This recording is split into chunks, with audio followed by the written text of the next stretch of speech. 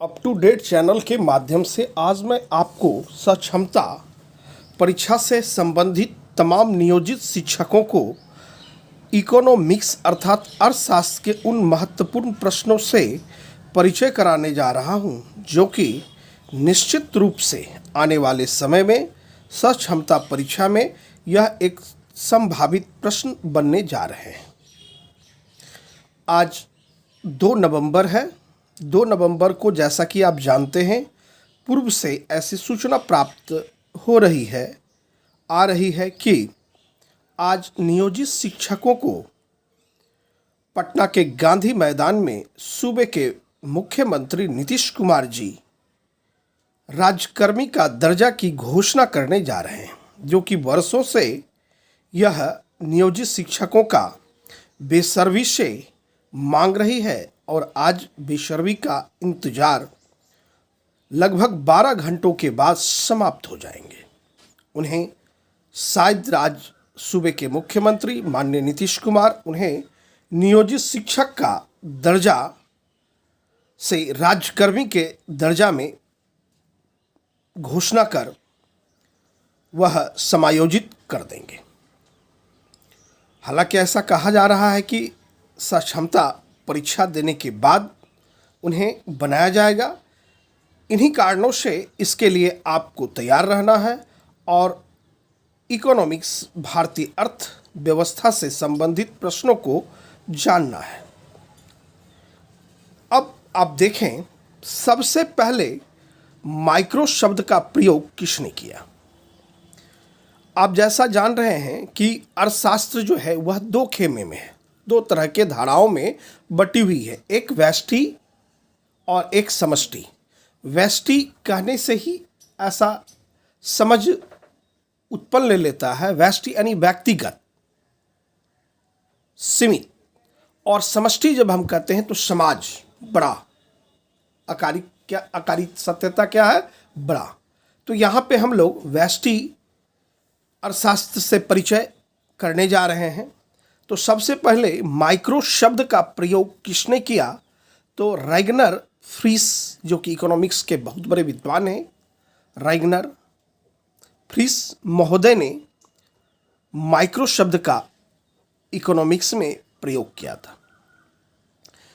Next question है, पुस्तक an inquiry into nature and causes of wealth of nations के लेखक कौन हैं, तो एडम स्मिथ हैं, जो कि आप जानते हैं फादर ऑफ इकोनॉमिक्स हैं, अर्थशास्त्र के पिता भी हैं एडम स्मिथ। अर्थशास्त्र की कल्पना संबंधी परिभाषा के जन्मदाता कौन थे, तो अर्थशास्त्र की कल्पना, कॉन्सेप्ट, आप जानते हैं कि कोई भी विषय की जब तक हम कल्पना, कॉन्सेप्ट नहीं बनाएंगे, एक बहुत बड़े विद्वान क्रिकपैट्रिक महोदय हैं, वह कहते थे सबसे पहले युद्ध मस्तिष्क में होता है, कल्पना रूप में। युद्ध या शांति, ये दोनों की स्थली जो उत्पत्ति है वह है कल्पना का ही, ये स्रोत जो है कल्पना ही। अर्थात अर्थशास्त्र की कल्पना संबंधी परिभाषा के जन्मदाता कौन थे भाई, तो मार्शल थे। कौन थे? मार्शल। आप भी बोलिए, आप नहीं समझ पा रहे हैं। अर्थशास्त्र के पिता कौन थे, अभी मैंने बताया है एडम स्मिथ। अर्थशास्त्र के पिता कौन थे? Adam Smith. गुड। व्यष्टि अर्थशास्त्र में शामिल होते हैं छोटे छोटे चर, व्यक्तिगत इकाई, व्यक्तिगत मूल्य निर्धारण, इनमें सभी व्यष्टि अर्थशास्त्र के ये सभी अवयव हैं, छोटे छोटे चर, व्यक्तिगत इकाई, व्यक्तिगत मूल्य निर्धारण। नेक्स्ट क्वेश्चन, अर्थशास्त्र चयन का तर्कशास्त्र है, किसने कहा? अर्थशास्त्र जो है वास्तव में चयन का तर्कशास्त्र है। अर्थशास्त्र के द्वारा आप कौन सी हम वस्तु को खरीदें और कौन सी वस्तु को नहीं खरीदें, वह अर्थशास्त्र का दायरे में होता है और उससे हम लॉजिकल तरीके से हम किसी चीज़ को समझ बूझ करने में, विकसित करने में हम सक्षम होते हैं। मान लिया जाए कोई योजना आप बना रहे हैं दिल्ली जाने के लिए और पटना जाने के लिए। आप बिहार में हैं तो दिल्ली जाने के लिए ज़्यादा बजट की ज़रूरत है नहीं, और जबकि पटना जाने के लिए सीमित बजट की आवश्यकता है। तो इससे यह बात सामने आती है कि अर्थशास्त्र चयन का तर्कशास्त्र है। अगर 100 रुपये हैं आपको, 500 रुपये हैं, 1000 रुपये है, तो आप जिस स्थल पे बिहार में हैं वहाँ से पटना तक जा सकते हैं। अब कहें हम ब्रिटेन जाएंगे 1000 में तो असंभव है। तो अर्थशास्त्र चयन का तर्कशास्त्र है। किसने कहा? तो रॉबिन्स ने कहा। किसने कहा जी? रॉबिन्स ने। गुड। नेक्स्ट क्वेश्चन है, किसने कहा अर्थशास्त्र धन का विज्ञान है? एडम स्मिथ ने कहा। वास्तव में अर्थशास्त्र जो है धन का विज्ञान है। आप भली भांति जानती हैं, धन एक ऐसा विज्ञान है जिसके दायरे में सारी चीज घूमते हैं। एक व्यक्ति भ्रष्टाचारी बन रहा है तो धन के कारण, एक व्यक्ति महात्मा बन रहा है तो धन का कारण है, एक व्यक्ति सुकून संतोष से रह रहा है तो धन का कारण, क्योंकि धन जो है वह संसाधन को उपलब्ध करवाते हैं। तो धन का उचित मार्ग पे खर्च करना, उचित मार्ग पे उसका सेवन करना, हमें धन अर्थशास्त्र के धन विज्ञान को जब आप पढ़ेंगे कि धन का आखिर कैसे उपयोग हो। बहुत से धन है और उसका आप उपयोग नहीं करते, शिक्षा पे उपयोग नहीं करते हैं, आप उसका अब स्वास्थ्य पे उपयोग नहीं करते हैं, तो क्या होगा? स्वास्थ्य आपका खराब हो जाएगा, शिक्षा आपकी खराब हो जाएगी। बहुत सी सरकारें हैं धन का दुरुपयोग करते हैं, जहाँ पे करना चाहिए 10 रुपया वहाँ करते हैं 2 रुपया, तो वो भी धन का दुरुपयोग है, वह धन आपका व्यर्थ चला जाएगा। आप बिहार में पर्यटक स्थल को बेहतर कर दे सरकार, तो पर्यटक लोग आएंगे, तो उससे आपके यहाँ और भी बाहर से धन आएंगे। अर्थात कहने का मतलब किसने कहा अर्थशास्त्र धन का विज्ञान है? तो एडम स्मिथ ने। यह कौन है एडम स्मिथ? अर्थशास्त्र के जनक। गुड। अब आगे भी मैं आपको बता रहा हूँ। अब आप आगे जाने, आर्थिक क्रियाओं के अध्ययन के संदर्भ में अर्थशास्त्र की 2 शाखाओं व्यष्टि और समष्टि में निम्न में से किसने विभाजित किया? अभी अभी मैंने आपको व्यष्टि और समष्टि का चर्चा किया था, वह अब आपको यहाँ पे प्रश्न आ भी गए हैं।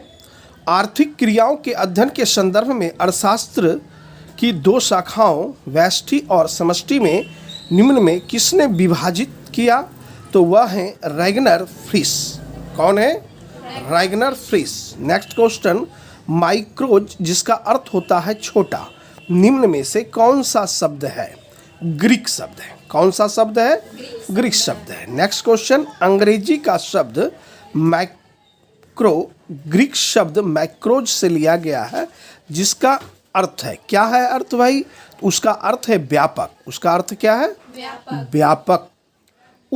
नेक्स्ट क्वेश्चन है, उत्पादन के निम्न में कौन से साधन हैं? तो भूमि है, श्रम है और पूंजी है। इनमें सभी उत्तर हैं, अर्थात आपको ध्यान में रखना है कि उत्पादन के निम्न में कौन से साधन हैं।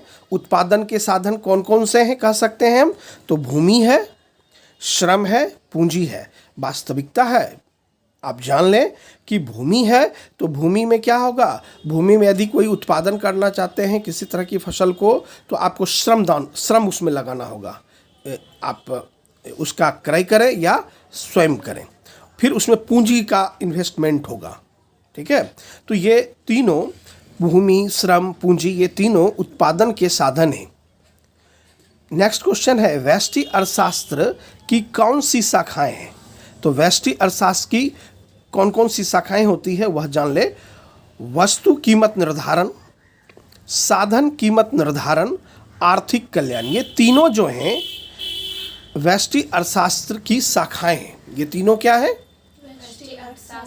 शाखाएं हैं। शाखाएं अर्थात ये सभी का अध्ययन आपको पढ़ना पड़ेगा। जैसे आर्थिक कल्याण, आर्थिक कल्याण का आपको अध्ययन करना पड़ेगा। आर्थिक कल्याण हम किस प्रकार से कर सकते हैं? आप जैसे सरकार को देखते हैं कि बेहतर रोड बना देती है, आर्थिक कल्याण के दायरे में आते हैं। स्वास्थ्य पे वो बेशुमार खर्च करती है, तो वो क्या है? आर्थिक कल्याण से। तो ये व्यक्तिगत लोगों को सुविधा दी गई यहाँ पे। नेक्स्ट क्वेश्चन है, आप जान लें कि समष्टि अर्थशास्त्र के अंतर्गत किसका अध्ययन किया जाता है। अभी व्यष्टि हम पढ़ रहे थे, अब समष्टि। नेक्स्ट क्वेश्चन में समष्टि अर्थशास्त्र के अंतर्गत किसका अध्ययन किया जाता है, तो राष्ट्रीय आय का, कुल उत्पादन का, पूर्ण रोजगार का। पूर्ण रोजगार का ऐसा भी क्वेश्चन आपसे पूछा जा सकता है कि पूर्ण रोजगार का अध्ययन किस अर्थशास्त्र में करते हैं, तो समष्टि अर्थशास्त्र में, और आर्थिक कल्याण व्यष्टि अर्थशास्त्र में। ठीक है, इस तरह से भी क्वेश्चन अप डाउन होगा। नेक्स्ट क्वेश्चन है, समष्टि अर्थशास्त्र की निम्नलिखित में कौन सी विशेषताएं हैं समष्टि का। ठीक, तो अब देखिए आंसर डी है इनमें सभी, और एक एक करके मैं बतला रहा हूं। राष्ट्रीय आय, कुल रोजगार, सामान्य कीमत स्तर का अध्ययन किया जाता है समष्टि अर्थशास्त्र में।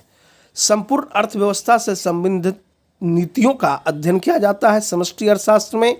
समष्टि अर्थशास्त्र विषय सामग्री के महत्वपूर्ण भाग होते हैं समष्टि अर्थशास्त्र में। ठीक है, इनमें सभी इसके उत्तर हैं। नेक्स्ट क्वेश्चन है, समष्टि अर्थशास्त्र के क्षेत्र में निम्नलिखित में कौन सा अध्ययन विषय सामग्री सम्मिलित है। इनमें भी सभी दिए हैं, इसमें क्या क्या सम्मिलित है वह देख लीजिए। आय एवं रोजगार सिद्धांत सम्मिलित है समष्टि अर्थशास्त्र में। सामान्य कीमत स्तर एवं मुद्रास्फीति का सिद्धांत सम्मिलित है इसमें। व्यापार चक्रों का सिद्धांत इसमें सम्मिलित है, अर्थात इनमें सभी सम्मिलित हैं। समष्टि अर्थशास्त्र के अध्ययन का विषय क्या है, तो राष्ट्रीय आय का सिद्धांत है।